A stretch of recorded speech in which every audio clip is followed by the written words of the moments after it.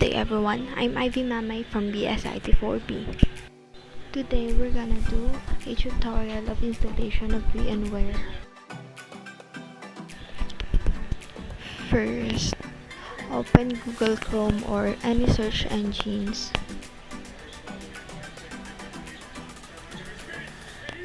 Search for Vmware.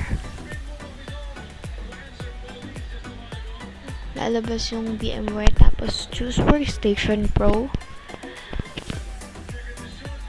Since gagamit lang tayo ng trial, pag scroll down mo sa baba, makikita mo may download trial.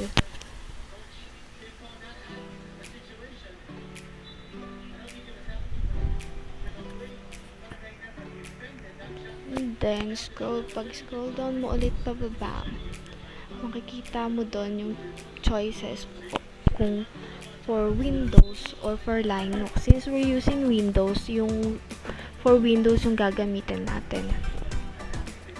And then wait lang natin mag-download. After few minutes after ma-download, let's install.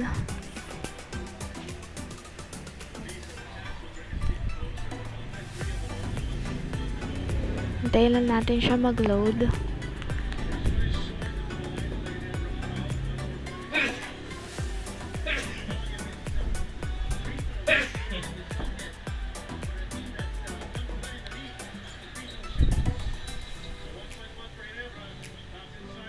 Gawin lang natin next, accept, agreement, next,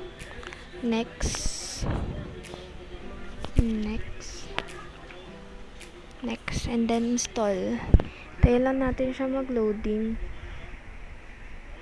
Basta natin siya mag-install.